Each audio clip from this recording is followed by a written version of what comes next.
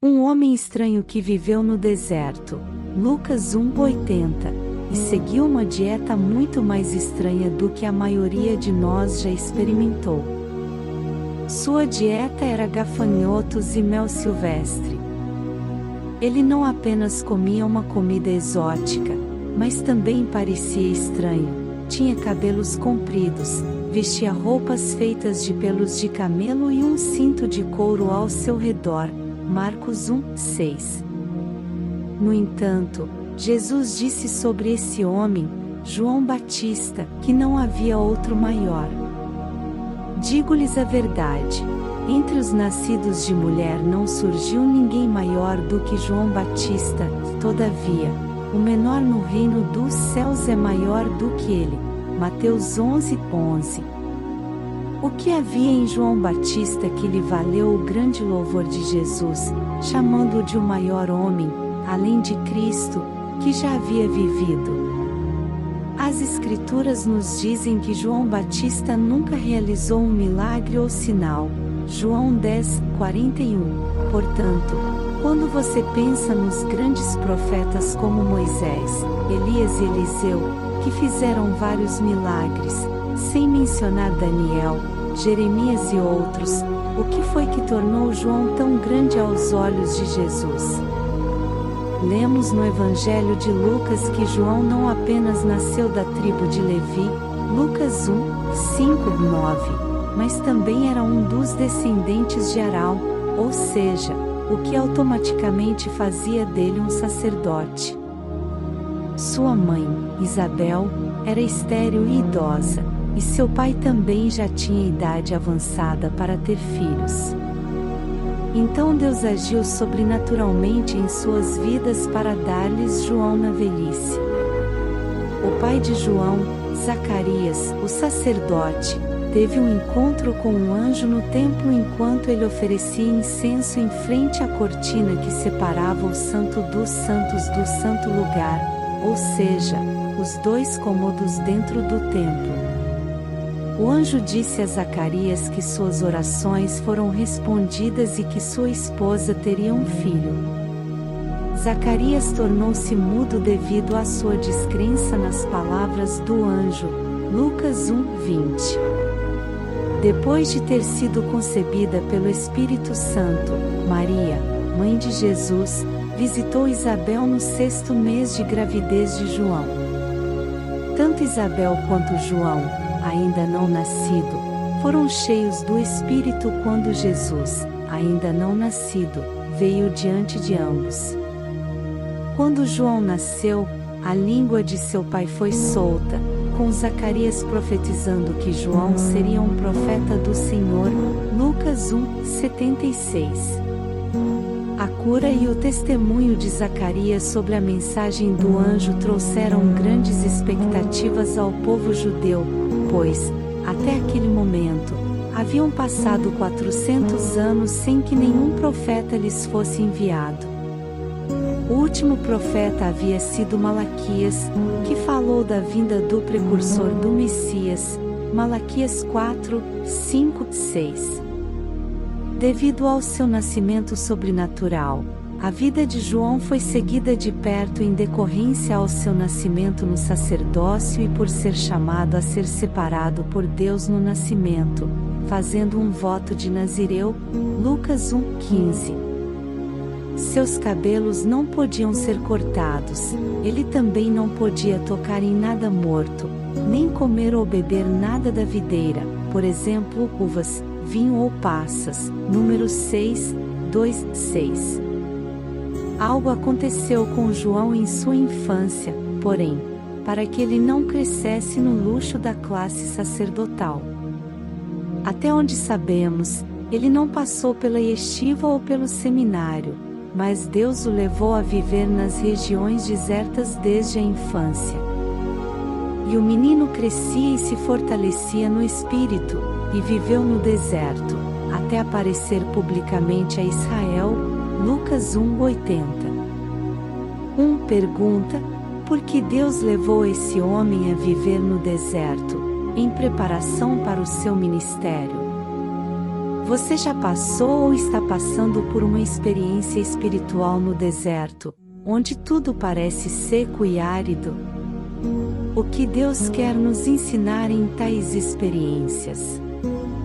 A maior necessidade de então e de agora é que Deus levante homens e mulheres que ouvirão e conhecerão a sua voz. Isso não é fácil em nossas vidas ocupadas, guiadas por objetivos, voltadas para o sucesso e excesso de trabalho. Deus não hesita em falar conosco, o problema é a nossa habilidade de desacelerar nossas vidas ocupadas para ouvi-lo. Jó disse: pois a verdade é que Deus fala, ora de um modo, ora de outro, mesmo que o homem não o perceba. Jó 33:14. O problema é a nossa percepção. João Batista aprendeu a sobreviver no deserto ou nas regiões desertas da Judeia, vivendo fora da terra enquanto aprendia a ouvir a voz de Deus. É interessante que Jesus, Moisés, Josué e Jacó passaram muito tempo no deserto ou em regiões áridas e vazias.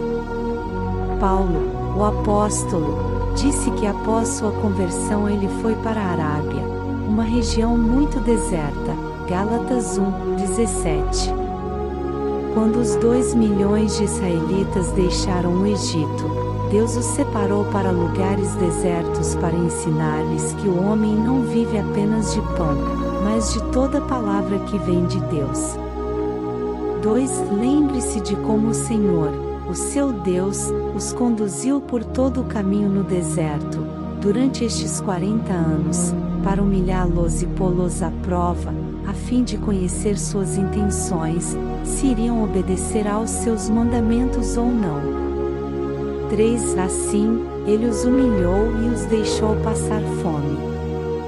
Mas depois os sustentou com maná, que nem vocês nem os seus antepassados conheciam, para mostrar-lhe que nem só de pão viverá o homem, mas de toda palavra que procede da boca do Senhor. 4. As roupas de vocês não se gastaram e os seus pés não incharam durante esses 40 anos. Deuteronômio 8:2-4. Eu morei em Israel por 1 ano e meio no final dos anos 70 e início dos anos 80. Enquanto estava lá, pude ficar uma semana em Berseba, a cidade israelense mais ao sul, à beira do deserto de Negeu. Uma manhã, saí para o deserto para experimentar como era viver em um deserto árido. Tomei cuidado para não ir muito longe, caso não conseguisse encontrar o caminho de volta. O que me abalou foi a solidão e a quietude. Não havia vento e apenas um pássaro ocasional se aproximava. No deserto, tudo mais é despojado. É estar sozinho com apenas Deus para ouvir. É interessante notar que a palavra hebraica midar, traduzida para o inglês com a nossa palavra deserto, é a raiz da palavra falar, sendo a palavra hebraica medibear. Um deserto é um lugar onde nada existe senão Deus, sua voz buscando falar conosco e para nos dar sua direção. Deus nos permite passar por momentos em nossas vidas em que somos humilhados e testados, onde tudo o que parecemos fazer é estéril e improdutivo. Por quê? Moisés disse que havia 2 razões. 1. Para que o Senhor chame nossa atenção e saiba o que está em nossos corações. Deuteronômio 8:2. O Senhor chama esses tempos de teste. Não é que Deus precise saber o que está em seu coração, Ele já sabe tudo sobre nós. É que nós precisamos saber o que está em nossos corações e nos voltar para Ele. Só podemos mudar quando vemos nossos corações da maneira como Deus nos vê. 2. A segunda razão pela qual Ele nos leva a uma experiência no deserto é aprender a viver dos recursos de Deus, ou seja, apoiar-se nele ouvindo todas as palavras que saem da boca do Senhor. V3. No momento certo no programa de Deus, por volta dos 30 anos, João Batista havia começado seu ministério de chamar pessoas para o arrependimento. Deus começou a trazer multidões para o deserto para ouvir João Batista pregando sobre o arrependimento e batizando aqueles que queriam andar com Deus. Aqui abaixo está a mensagem que ele pregou. Arrependam-se, porque o reino dos céus está próximo. Este é aquele que foi anunciado pelo profeta Isaías, voz do que clama no deserto. Preparem o caminho para o Senhor, façam veredas retas para Ele. A Mateus 3, 2,3. O Evangelho de Mateus nos diz que João Batista atraiu multidões de Jerusalém, de toda a Judeia e de toda a região ao redor do Jordão. Confessando os seus pecados, eram batizados por ele no Rio Jordão. Mateus 3, 5, 6. De Jerusalém, são pelo menos 25 quilômetros até a parte mais próxima do Rio Jordão, para ser batizado. Lucas ainda nos diz que ele foi a todo o país ao redor do Jordão, pregando um batismo de arrependimento pelo perdão dos pecados. Se hoje você fosse transportado repentinamente para aquela área, encontraria um deserto árido. Este lugar fica ao norte de onde os pergaminhos do Mar Morto foram encontrados. É um deserto árido no lugar mais baixo do mundo, a 3.000 metros abaixo do nível do mar. Durante o inverno, é frio à noite e quente ao longo do dia, mas Deus levou as pessoas àquele lugar árido para serem batizadas por João. Até aquele momento na história de Israel, apenas os gentios que se voltavam para o judaísmo eram batizados. Por causa desse novo rito religioso de batizar o povo judeu sem precedentes, uma delegação de sacerdotes e levitas foi enviada pelos 70 anciãos, o Sinédrio, com perguntas a João. Ao lermos o capítulo 1, versículo 19, do Evangelho de João, devemos entender que, quando João apóstolo escreveu seu evangelho, ele usa o nome judeus 70 vezes, referindo-se à elite religiosa dominante dos saduceus, fariseus e escribas. A delegação de judeus perguntou a João Batista quem ele era entre as 3 pessoas que eles estavam esperando. 19 Esse foi o testemunho de João, quando os judeus de Jerusalém enviaram sacerdotes e levitas para lhe perguntarem quem ele era. 20 Ele confessou e não negou, declarou abertamente: não sou o Cristo. 21 Perguntaram-lhe: e então, quem é você? É Elias? Ele disse: não sou. É o profeta? Ele respondeu: não. 22 Finalmente perguntaram: quem é você? Dê-nos uma resposta, para que a levemos àqueles que nos enviaram. Que diz você acerca de si próprio? 23 João respondeu com as palavras do profeta Isaías: eu sou a voz do que clama no deserto.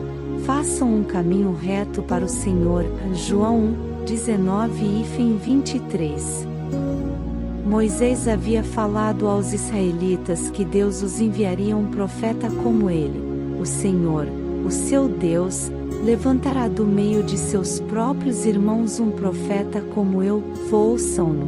Deuteronômio 18:15. Esse profeta foi o Messias, Cristo. Deus também havia falado através do último profeta, Malaquias, 400 anos antes, que antes que o Messias viesse, seria enviado a eles o profeta Elias. Vejam, eu enviarei a vocês o profeta Elias antes do grande e terrível dia do Senhor. Malaquias 4:5. Então, a delegação dos judeus perguntou a João claramente: quem é você? Qual dos três você é? Você é o Messias, o profeta de quem Moisés falou, ou Elias? João 1, 19, 21. Sua resposta às perguntas deles nos diz muito sobre por que Jesus disse que, até aquele momento entre os nascidos de mulher, não havia ninguém maior que João Batista. Quando João poderia ter apontado para si mesmo e o que estava fazendo, ele respondeu que era apenas uma voz. O que fez João ser grande foi que ele era pequeno o suficiente para Deus usar. Ele era um homem de caráter totalmente dependente de Deus. Vamos pescar nessa lagoa por um tempo, vamos falar sobre caráter. A formação de um homem de caráter. Sempre que Deus deseja iniciar um novo trabalho de avanço significativo, Ele prepara e envia um homem, ou mulher, de caráter divino. Quanto maior o trabalho, maior a preparação interna da pessoa que Deus escolhe. A W. Tozer disse uma vez: Deus não pode usar grandemente um homem até que ele o tenha machucado profundamente.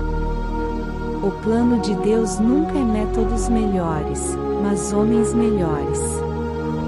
Algumas pessoas se enviam para ministrar antes mesmo de que Deus as envie. A igreja em geral seria mais prudente em preparar e equipar os servos de Deus antes de separá-los precipitadamente para o ministério. Paulo, o apóstolo, alertou Timóteo sobre isso. Ele disse: não se precipite em impor as mãos. 1 Timóteo 5, 22. Não entregue liderança e responsabilidade a pessoas que não provaram ter um caráter moldado por Deus. O caráter divino deve ser formado no coração de um líder antes que um homem ou mulher de Deus possa ser enviado para realizar uma missão inovadora. Todo crente nascido de novo pode ser usado por Deus, mas agora estamos falando de uma posição de responsabilidade na igreja, um ministério específico. Efésios 4:11. O Dr. Lloyd Jones disse uma vez: a pior coisa que pode acontecer a um homem é ter sucesso antes de estar pronto. Esse treinamento para aprender a depender de Deus e ouvir sua voz foi o que preparou João Batista para ser o precursor do Messias.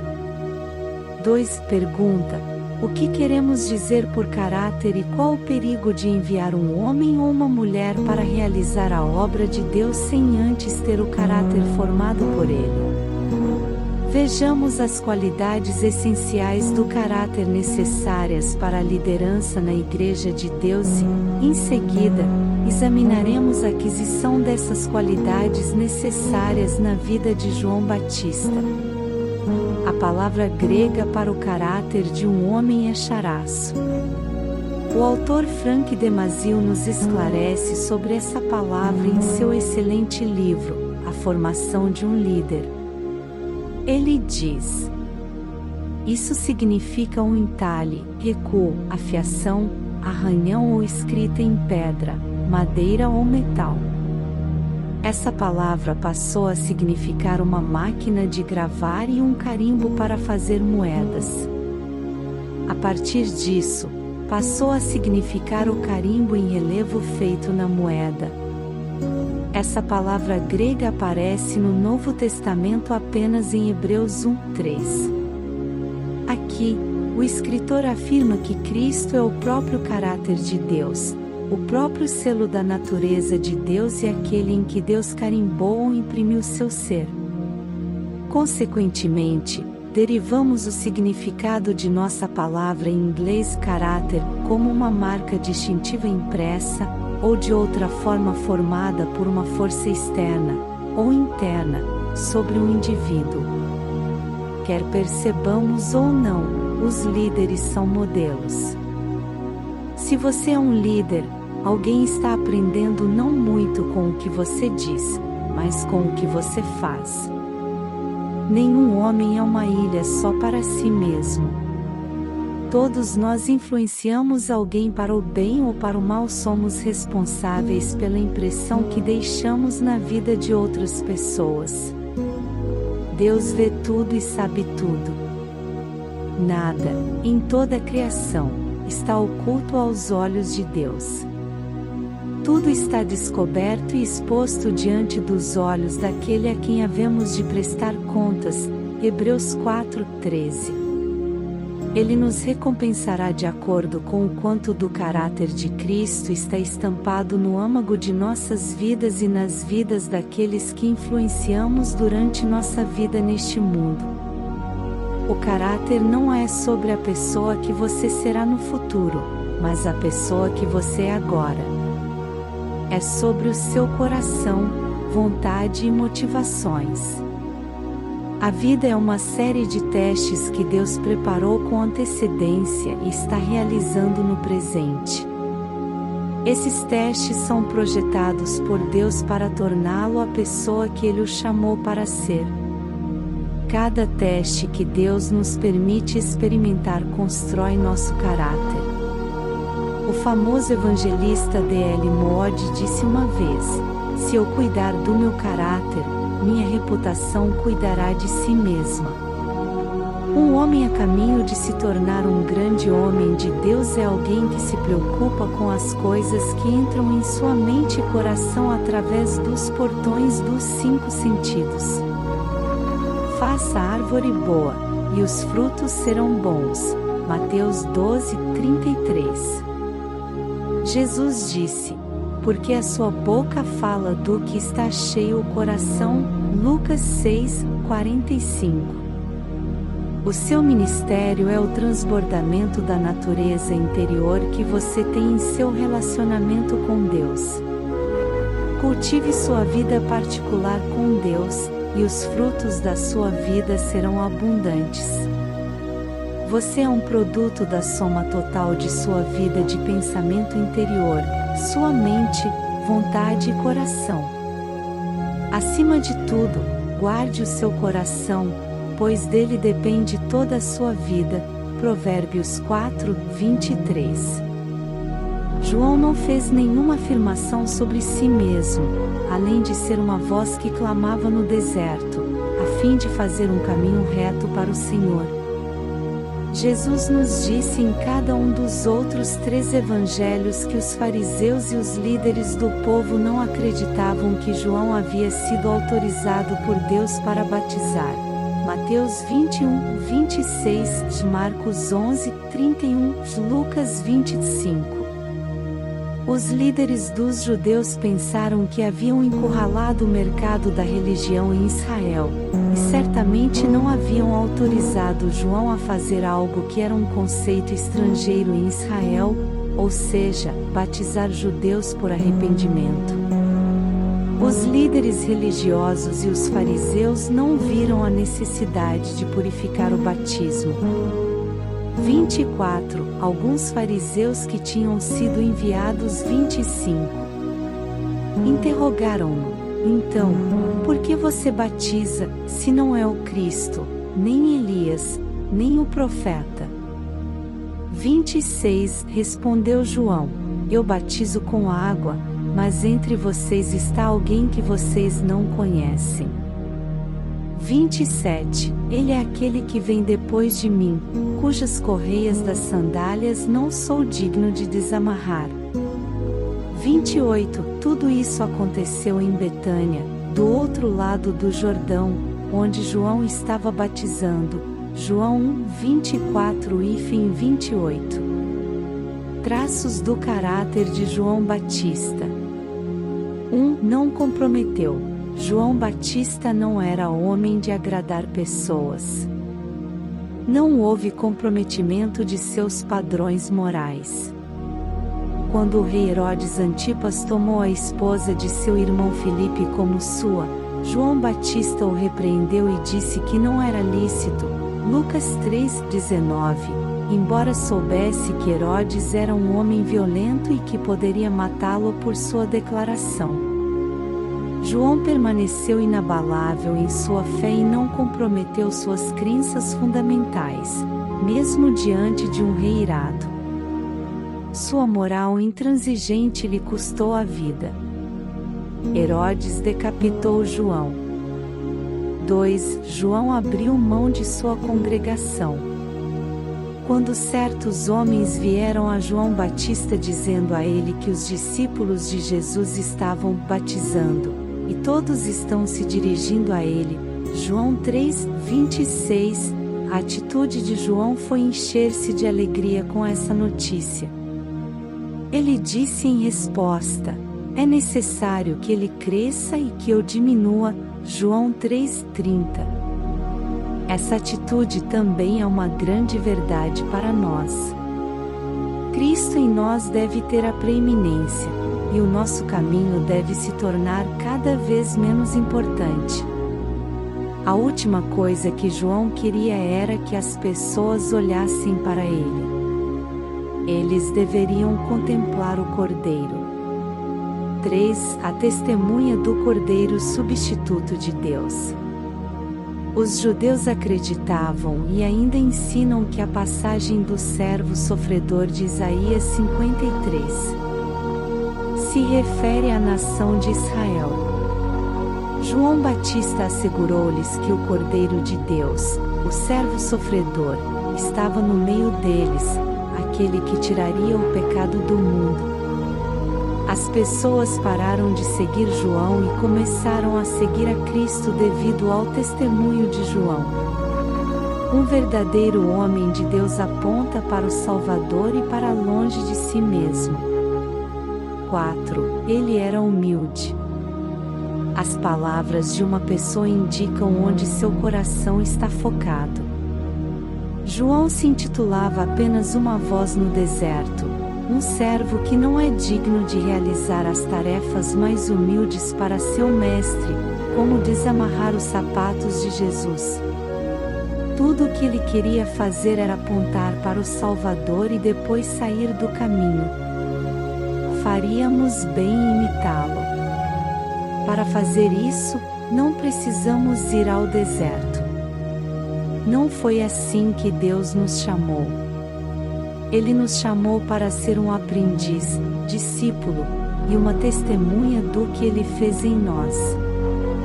A voz que clama para o arrependimento.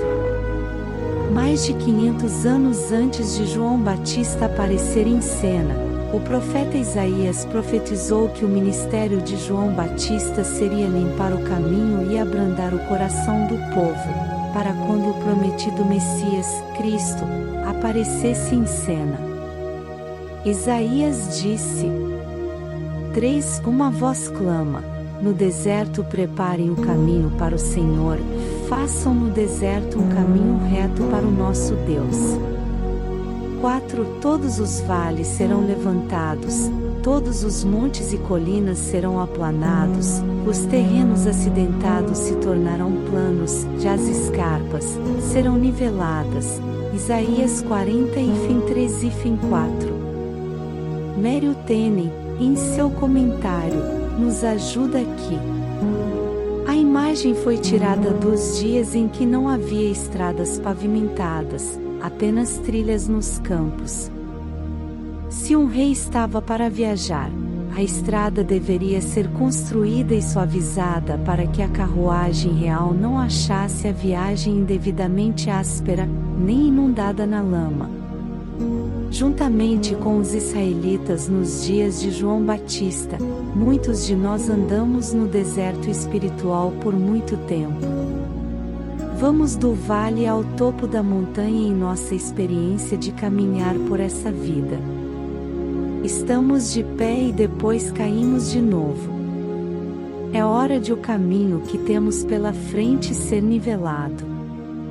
O vale deve ser elevado, as colinas abaixadas, e a nossa terra áspera deve ser alisada. A principal mensagem de João era para todas as pessoas em todos os lugares: Arrependam-se, pois o reino dos céus está próximo. Mateus 3:2. O arrependimento faz isso por nós. Muitos de nós carregam várias bagagens na jornada, e é hora de jogar fora todo o peso que nos leva a tropeçar no caminho à nossa frente. 3. Pergunta: o que é arrependimento e qual o seu valor na vida cristã? Arrependimento significa uma mudança de mentalidade, levando a uma mudança de direção. Basileus Klein disse: o arrependimento é o único portão pelo qual o Evangelho é recebido. C.H. Spurgeon, o grande pregador britânico, disse uma vez: o pecado e o inferno são casados, a menos que o arrependimento proclame o divórcio. Deus em nenhum lugar se comprometeu a perdoar um pecado que o homem não está preparado para abandonar. A. W. Tozer usou a analogia da respiração, dizendo: a exalação é tão necessária à vida quanto a inalação. Para aceitar a Cristo, é necessário que rejeitemos o que for contrário a Ele. O arrependimento desenterra as raízes das coisas que nos mantêm cativos aos nossos pecados. É preciso haver arrependimento acompanhado por um ódio profundo pelas coisas que trazem veneno amargo ao nosso espírito e pensamentos. Eu costumava ter um pequeno jardim no qual cultivava verduras, morangos, tomates, etc., mas logo aprendi que não bastava cortar as ervas daninhas, tinha que arrancar suas raízes também, e caso contrário, meu jardim ainda produziria ervas daninhas. Não é suficiente cortar as plantas do pecado, nós temos que puxar as raízes também. Esse desenraizamento é o que o arrependimento faz. Cuidem que não haja entre vocês nenhum homem ou mulher, clã ou tribo cujo coração se afaste do Senhor, do nosso Deus, para adorar os deuses daquelas nações, e para que não haja no meio de vocês nenhuma raiz que produza esse veneno amargo. Deuteronômio 29:18. Nosso inimigo, Satanás, procura nos manter em nossos pecados através de uma forma fraca de religião, desprovida de mudança de vida, onde não há necessidade de arrependimento e velhos hábitos e pecados não são abandonados, um tipo de religião em que ainda somos mantidos como escravos do pecado. No Evangelho de Lucas, João Batista disse que há um fruto do arrependimento que Deus exige. 7. João dizia às multidões que saíam para serem batizadas por ele: raça de víboras. Quem lhes deu a ideia de fugir da ira que se aproxima? 8. Deem frutos que mostrem o arrependimento. E não comecem a dizer a si mesmos: Abraão é nosso pai. Pois eu lhes digo que destas pedras Deus pode fazer surgir filhos a Abraão. 9. O machado já está posto à raiz das árvores, e toda árvore que não der bom fruto será cortada e lançada ao fogo. 10. O que devemos fazer então? Perguntavam as multidões. 11. João respondia: quem tem 2 túnicas reparta-as com quem não tem nenhuma, e quem tem comida faça o mesmo. 12. Alguns publicanos também vieram para serem batizados. Eles perguntaram: Mestre, o que devemos fazer? 13. Ele respondeu: não cobrem nada além do que lhes foi estipulado. 14. Então alguns soldados lhe perguntaram: e nós, o que devemos fazer? Ele respondeu: não pratiquem extorsão nem acusem ninguém falsamente, contentem-se com o seu salário. Lucas 3 de julho de 14. Talvez algo que você tenha feito tenha ferido alguém de então. Talvez você precise ir para o que foi ferido e pedir perdão. você também pode precisar pagar a restituição. Lembro-me, quando jovem cristão, de não ter tido paz dentro do meu coração depois de eu ter inadvertidamente rebocado minhas redes de arrasto por cima das redes de outro pescador fixadas em um determinado local. Só percebi que as tinha danificado quando o dia amanheceu. Eu pensei que tinha um motivo legítimo, porque estava pescando à noite e não conseguia ver as boias que marcavam a posição das redes dele. Mas Deus teve outras ideias. Não tive paz até que fui à casa do dono das redes e paguei-lhe dinheiro pelas redes perdidas. O verdadeiro arrependimento afeta o que você faz. Sua vida começará a mudar à medida que o Espírito de Deus coloca o dedo em áreas da sua vida que Ele deseja que você corrija. Meu conselho é que você pergunte a Deus quais áreas da sua vida Ele deseja que você corrija e crie uma estratégia ou hábito que colocaria essa área sob o controle de Cristo. 29. No dia seguinte, João viu Jesus aproximando-se e disse: Vejam! É o Cordeiro de Deus, que tira o pecado do mundo. 30. Este é aquele a quem eu me referi, quando disse: Vem depois de mim um homem que é superior a mim, porque já existia antes de mim. 31. Eu mesmo não o conhecia, mas por isso é que vim batizando com água, para que ele viesse a ser revelado a Israel. 32. Então João deu o seguinte testemunho: Eu vi o Espírito descer do céu como pomba e permanecer sobre ele. 33. Eu não o teria reconhecido, se aquele que me enviou para batizar com água não me tivesse dito: Aquele sobre quem você vir o Espírito descer e permanecer, esse é o que batiza com o Espírito Santo. 34. Eu vi e testifico que este é o Filho de Deus. João 1, 29-34. 4. Pergunta: por que João chamou Jesus de Cordeiro de Deus, em vez de leão da tribo de Judá?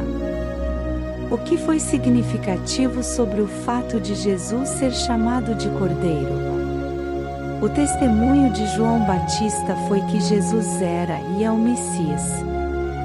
Ele havia testemunhado o Espírito Santo descer do céu e permanecer em Jesus.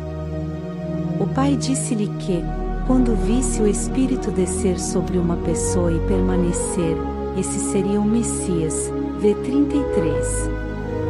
Você está em um lugar seco e deserto em sua caminhada espiritual neste momento? Compartilhe sua experiência atual e ore um pelo outro. Ore por aqueles que especialmente sentem que estão em um lugar deserto e precisam ouvir Deus por algo que estão experimentando. Se Deus falou com você sobre uma área da sua vida que você acha que ainda está enraizada no pecado, arrependa-se, vire as costas para o pecado e peça a Deus por sua ajuda.